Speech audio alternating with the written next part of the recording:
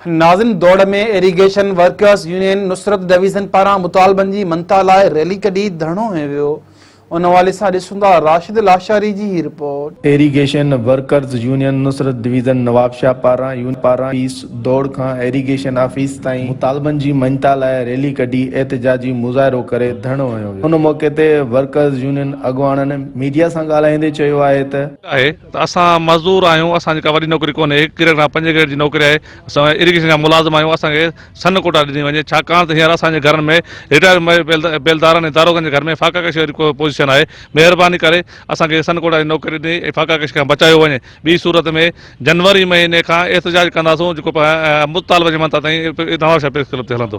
तमामु घणा परेशान आहियूं। असांजे घर जी चुल्ह कान थी भरे, असांखे 6 साल असां रिटायर आहियूं।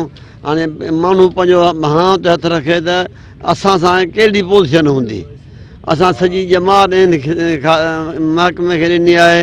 हींअर बि असां ते साॻी महिरबानी थियणु खपे। बेलदार दारोगा जेके रिटायर थिया आहिनि, ॾाढो उन्हनि जो चुल्हो ॾुखियो थो भरे।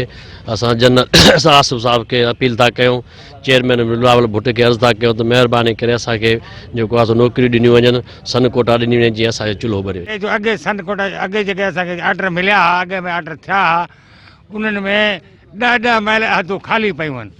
15 महल को बेलदार कोन्हे। उहो जेके सियासी माण्हू जेके आहिनि पंहिंजा नौकर कमदार करे उहे कम उते पिया कनि, वाह ते को माण्हू कोन्हे।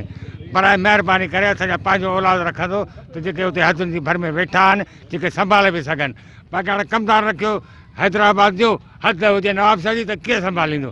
इन लाइ असां चऊं था असांखे पंहिंजा हक़ ॾिना वञनि, असांजा पंहिंजो औलाद रखनि। गुज़ारिश था कयूं जनाब मुराद अली शाह साहब, उन खां मथे जनाब बिलावल ज़रदारी साहब, साबिक़ा सदर जनाब आसिफ अली ज़रदारी साहब, असां नवाबशाह फरियाल टालपुर साहिबा खे त महिरबानी करे असां ग़रीब मज़दूर 1 खां 5 ग्रेड जा मुलाज़िम आहियूं ऐं हींअर महिरबानी करे असांखे बि जेको आहे सो सन कोटा ॾिनी वञे, जंहिं तहत दारोगे जो पुटु दारोगी मां ॼाणंदो त कीअं कबी आहे, बेलदार जो पुटु बेलदारी मां ॼाणंदो त बेलदारी कीअं कबी आहे।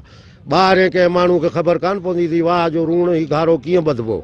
इन करे हाणे वस वारनि खे सभिनी खे अपील था कयूं त महिरबानी करे असांखे सन कोटा ॾिनी वञे। कैमरामैन मज़र अली चन्ना सां गॾु राशिद अली लाशारी, मेहरान टीवी न्यूज़।